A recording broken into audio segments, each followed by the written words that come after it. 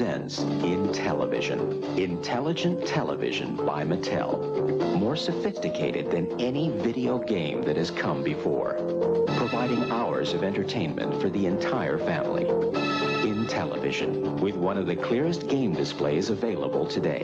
Find this system, plus a complete line of sports and video game cassettes at Hills, where our game is low prices every day. Okay, ladies and gentlemen, what you see before you is the Mattel Electronics Intellivision, Intelligent Television. This is a second generation console, considered by many to be the first 16-bit console. This console first came to market, well, it was test marketed in Fresno, California in 1979, when it had a total of 4 games available. It didn't come into retail release until 1980, that was in America. In Japan and Europe it was released in 1982. It sold over 3 million units, which for its time was brilliant. Runs on ROM cartridges, which we'll look at in a bit.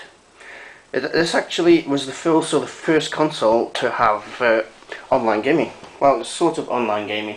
There's a service called Play Cable, which allowed you to download games from, well, if you had a cable TV service, you could download games from the cable TV service, then use an adapter to play them on the console.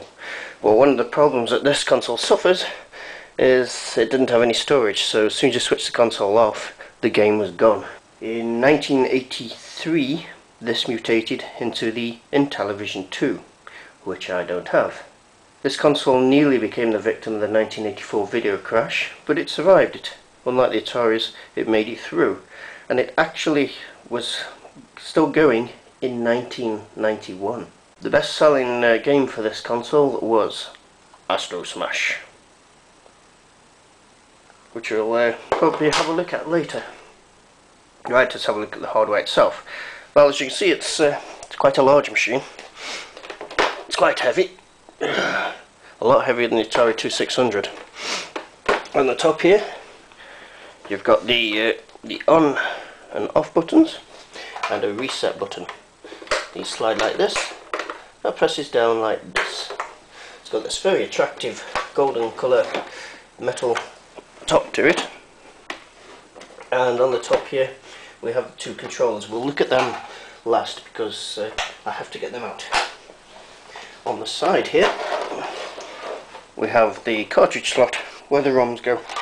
Forget Burger Time here, a game I will be reviewing in the not too distant future. It just goes in the side like that, presses in, quite simple, and there's your console with this game in. Now, I've seen different in American ones, but on the back here we have a normal aerial socket, UHF I believe it's called, and a 2-pronged power adapter. On the other side there's nothing, that's just the handset moving. On the front there's this typical 70s, early 80s wood grain effect. It's quite good looking. Now, next thing, and the point of controversy for a lot of people, was the controllers. I'll get this one out because this is one I use the most. These are the controllers, which are very handily stored on the tops of the console. The first thing you'll notice is on the first one here, unlike the Intellivision 2, this one they're hardwired in. So, and you don't get that much cable, so you have to stay close to the console all the time. The controller is sort of based on a telephone, so you got 1 to 3, well, all the numbers 1 to 9, and 0, clear, and enter on the top. And on the side, each side you've got 2 buttons. And these 2 top buttons are wired together, so I believe 2 top buttons are wired together, so these are actually individual as well. And the bone of contention for a lot of people, although I've never seen a problem with it, the controller itself. Instead of a joystick, it's a wheel. You press it up to go down, down, left, right. It's actually the first controller to have 16 directions. So left, right, up, down, and then top right, top left, down left, and down right. So 16 in total. I actually do like this, and I think because if you're turning from the front, if you're going frontwards and you want to turn right, you just rotate it. Turn left, rotate it all the way around, and you can just control it like that. It's quite simple. That's the controller.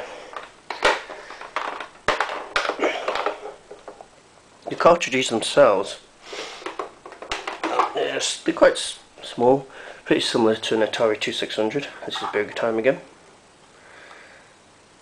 The slot at the bottom. Most of them are like this. No graphics on the top.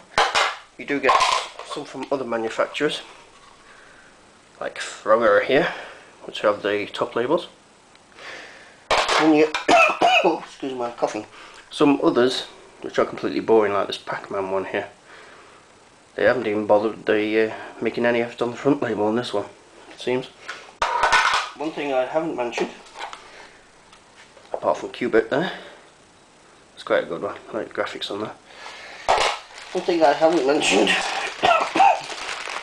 is with these controllers, you have what are called inlays. That's an inlay for Star Strike. And these basically cover the numbers so you can see what each letter does.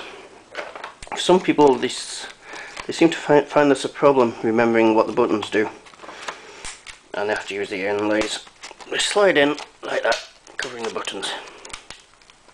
As I say, some people have trouble with these, remembering what all the buttons do on the games, but it's not really a problem for me. I've never had to actually put the inlays in. So let's use that. The manuals to it, well, the game manuals. Here's an example. Soccer. You got all your retro graphics in there. Very old school. I don't have any boxes for the games, so look at that. Game Owners Club.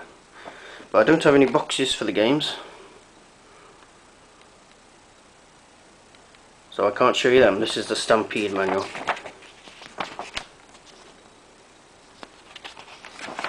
There you go. With a word from Bob Whitehead. Ooh, how nice. So that's the Mattel Electronics Intellivision. We'll be looking at some of the gameplays. Excuse me. Some of the gameplays in future videos, and I'll soon be reviewing Burger Time, and we can see the graphics on it, which in the whole are a lot better than on the Atari 2600. The games are, I think in general, a lot better than on the Atari, but we shall see when we have a look at it in a future video. But there we go. Oh, and just before I go, just forgot to mention, this console was also the first console to be able to do robotic and human speech with an expansion module which goes on the side in the port. Don't have one myself, hope to get one in the future. That's the Mattel Electronics Intellivision. Got any questions about it? Just get in touch. Thank you very much. See you soon.